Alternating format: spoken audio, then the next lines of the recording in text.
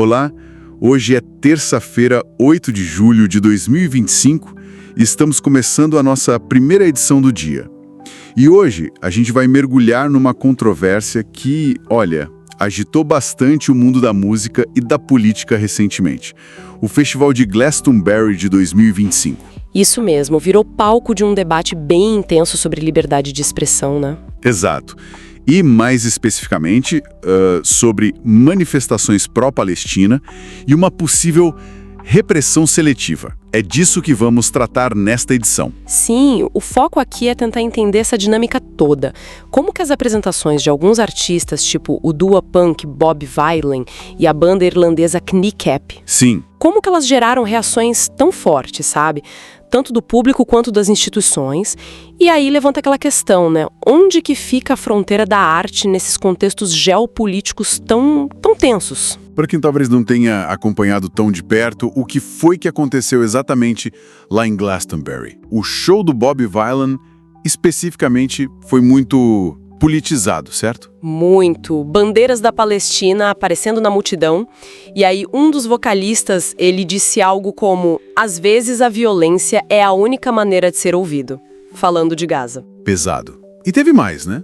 Teve. Logo depois, ele puxou um coro de Death to the IDF. Morte às Forças de Defesa de Israel. IDF são as Forças de Defesa de Israel, só para esclarecer. E a plateia? Como reagiu a isso? Então, foi interessante, esse coro específico, Death to the IDF, teve bastante entusiasmo assim da galera, mas logo em seguida, quando a banda tentou puxar o From the River to the Sea, Palestine will be free. Ah, o slogan do rio ao mar. Exato, aí já houve uma hesitação maior do público, o que mostra um pouco a complexidade, né? As diferentes leituras dessas frases. Para uns é libertação, para outros é uma ameaça direta a Israel. E as instituições não deixaram passar, né? A BBC, que estava transmitindo ao vivo. Pois é, a BBC se viu numa situação complicada. Admitiram o que eles chamaram de falha editorial. Falha por não terem cortado a transmissão na hora do coro contra as FDIs. Isso, e prometeram rever os protocolos. A consequência imediata foi o afastamento temporário da diretora musical, a Lorna Clark. E o governo britânico também entrou na história. Entrou e com força, classificou o ato como inaceitável. Disseram que incitação à violência e antissemitismo jamais podem ser confundidos com arte. Quer dizer, uma posição bem dura. Associando diretamente a performance a esses pontos. E politicamente teve desdobramento também. Teve sim. O Partido Conservador ele foi além.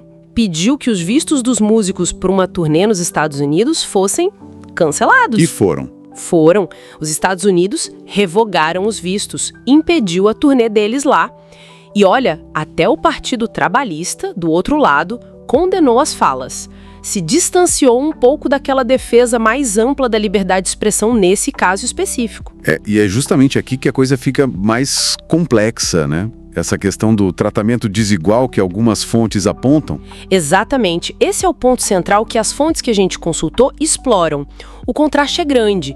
De um lado, você tem o Bob Vylan sofrendo investigação policial, afastamento na BBC, condenação do governo, vistos cancelados. Uma série de consequências bem concretas. Muito concretas. E do outro lado, quando você tem manifestações sobre o mesmo conflito, mas, digamos, com outras perspectivas. Tipo o apoio a Israel ou críticas ao Hamas. Isso, declarações públicas de figuras conhecidas, né? Gal Gadot, Jerry Seinfeld, Jamie Lee Curtis. Geralmente essas falas são vistas e defendidas como liberdade de expressão e não costumam gerar consequências institucionais ou midiáticas negativas assim, tão severas. Nem mesmo artistas que criticam os dois lados, como mencionaram o Thom Yorke do Radiohead. Pois é, ele criticou a ambos e não sofreu esse tipo de sanção. Então, essa diferença de tratamento, ela sugere algo, né? Sugere o quê, exatamente?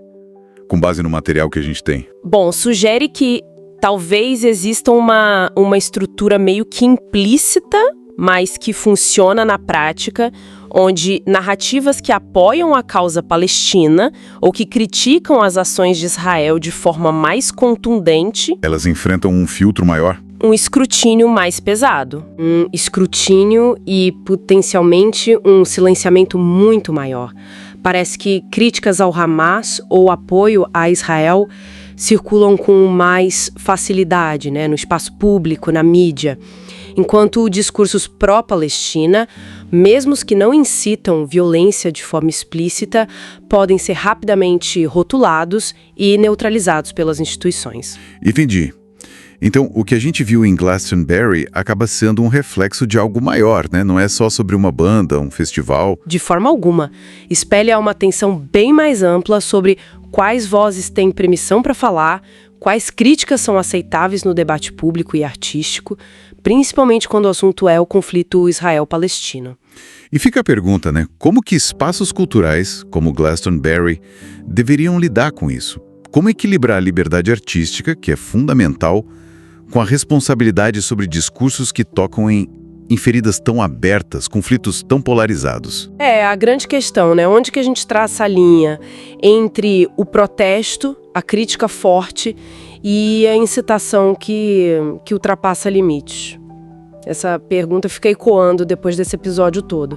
Bom, vamos refletir sobre isso e iremos para um breve intervalo, não saia daí.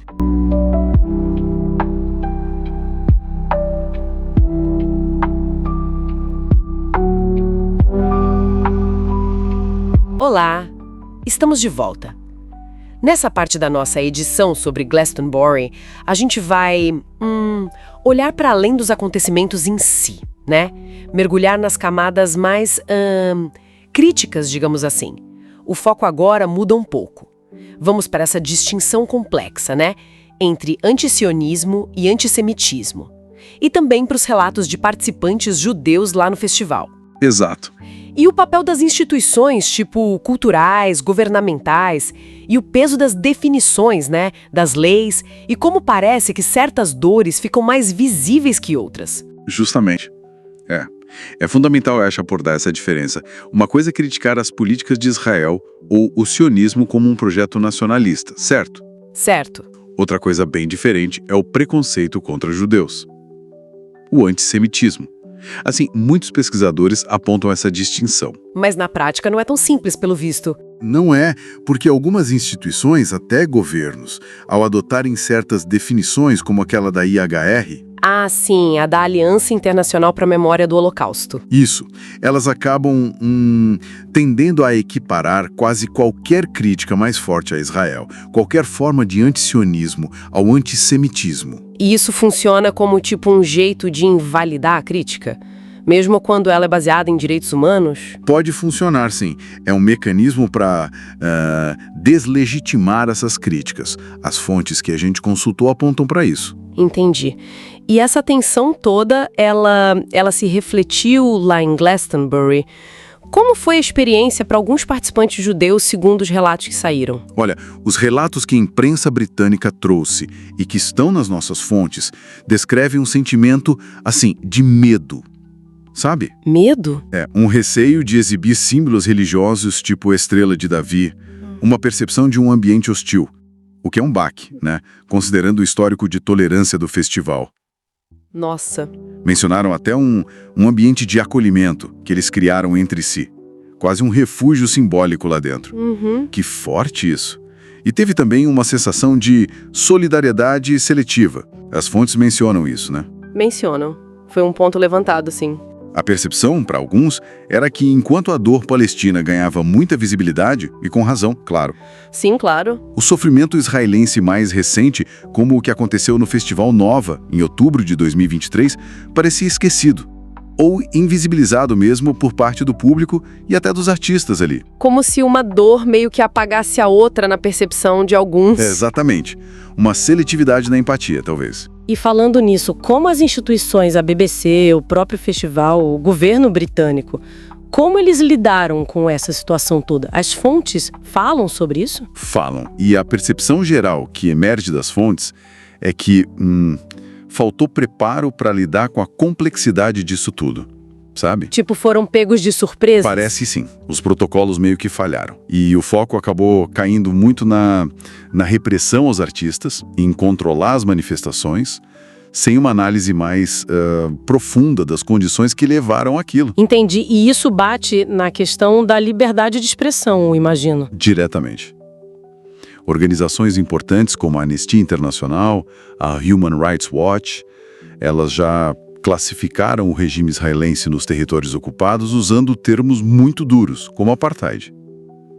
Isso está nas fontes. Então, quando artistas tentam ecoar essas denúncias, essas críticas, e são criminalizados ou silenciados, isso expõe como a liberdade de expressão pode ser seletiva, né? Quer dizer, mais tolerada quando não incomoda muito. Exato. Mais tolerada quando alinhada aos poderosos e mais reprimida quando dá voz aos que são vistos como oprimidos ou quando a crítica é muito incômoda. Então, Glastonbury, que é um símbolo de liberdade, acabou virando um palco justamente para essa contradição. A liberdade parece ter limites diferentes dependendo de quem fala e sobre o que se fala. Precisamente. O episódio todo meio que força uma reflexão, né? Sobre ética, sobre responsabilidade e sobre quais são os limites reais da expressão nesses contextos tão sensíveis. Fica essa questão no ar, né? Baseado no que a gente viu nas fontes, existe uma linha clara para a liberdade de expressão nesses casos? E, talvez mais importante, essa linha é igual para todo mundo? É a grande pergunta que fica, eu acho. Bom, os links para as fontes que a gente usou nesta edição e também para outros artigos relacionados, para quem quiser se aprofundar, estão todos na descrição, tá? Um grande abraço e até a próxima. E lembrando, o podcast vai ao ar de segunda a sexta às 7 horas, meio-dia e 17 horas, e aos sábados, ao meio-dia.